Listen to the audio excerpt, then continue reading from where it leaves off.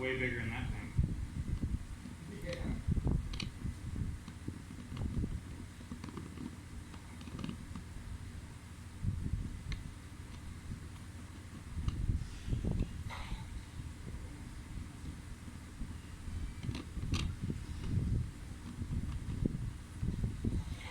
He's already swinging his tail. He don't like it.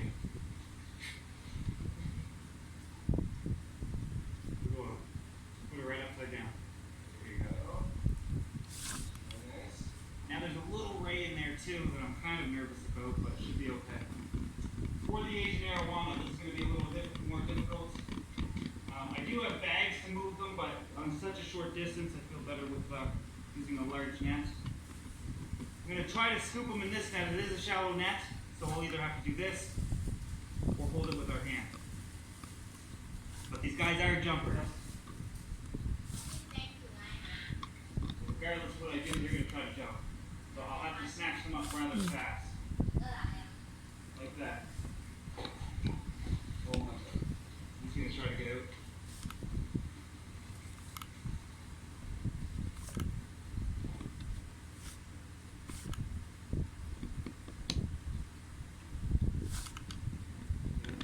So what they might do when you try to put them in the water and be careful, is they'll try to jump out of the tank. Yeah, that's what I was trying to find over when we did the last two days. Gary is basically Jacques Cousteau now. Fish specialist.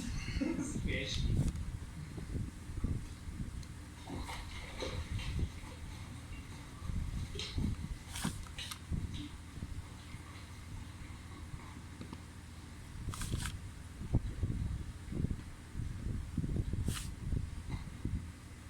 He's in the blue net. There you go. Look to be doing okay. Maybe use a couple scales.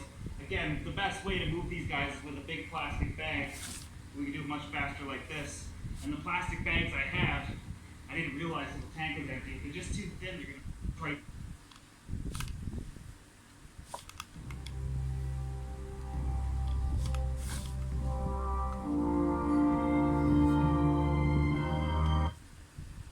Bags I have, I didn't realize that the tank was empty. If they're just too thin, they're going to burst right through it. You guys remember when I did that with Buddy, he broke the bag.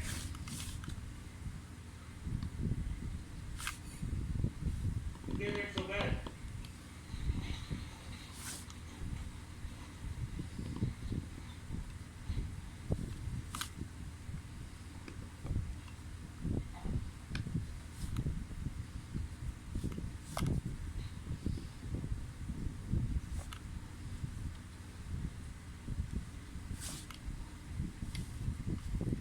One more.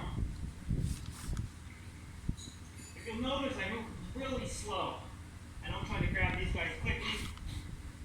They're going to freak out if I do.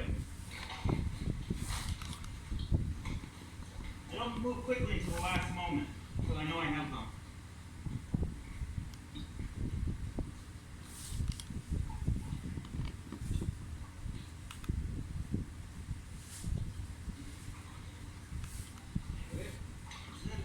So I think the move was entirely successful. This took less than, what, like 8 minutes or something to move all 9 fish into their new home. If you can see, the wood in the back is giving the smaller array a place of refuge until the other bigger guys get used to it. These fish look way bigger in this aquarium. Look at the 2000 now. So I mean, this is minutes into the aquarium. Everybody seems to be doing okay. No heavy breathing. Nobody's too stressed out. Clearly, nobody wants to be scooped up in a big net and moved. Arowana are fine as well. We got 1, 2, 3. Fourth one is over here. This is one of the reds. But yeah, this is absolutely 100% successful.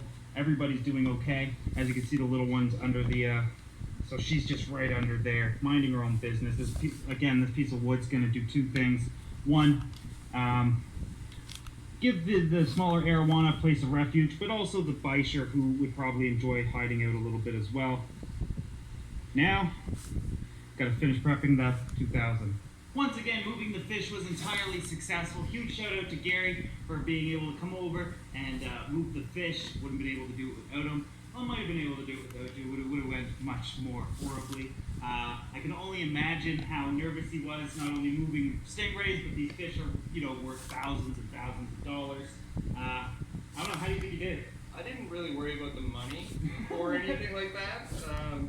It's your fault if you asked me to help out. Actually, I volunteered to do it. I don't mind doing this one. I volunteered. He didn't want to get stung. Nobody does. But again, thanks to Gary. Huge shout out to him. If you guys aren't aware of it, Gary actually runs his own podcast now, and he has a YouTube channel. Maybe someday I'll be on it. We probably won't talk about fish. He does a bunch of various things. If you guys want to see more of Gary, you can go on in the link in the description below. Subscribe to his YouTube channel and see his podcast that he uploads every week, once a week. Yeah, probably about that. Try to anyway. Awesome.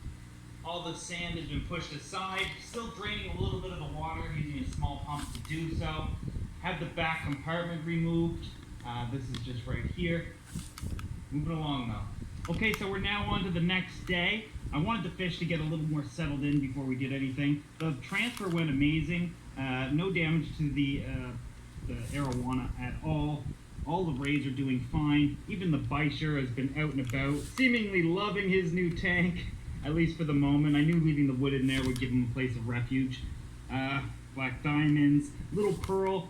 Look at the size difference. She's getting along just well. Being out and about with the rest means it's a good sign. She's out looking for food.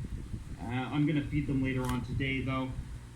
Again, adding these guys in all at once. It was a rather large biological shock to the aquarium. I did do a water change. Things cleared up.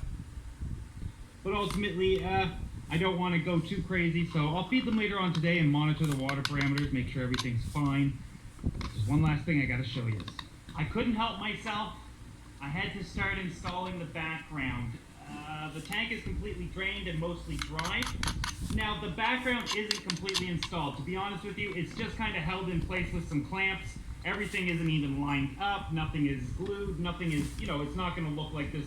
The roots need to be pushed back more and so forth. But I kind of wanted to give you guys an idea and go over a few points here. First and foremost, the background, once completely installed, for the most part, most of it, is going to be flat against the back of the tank. So it's not taking up any water volume that way.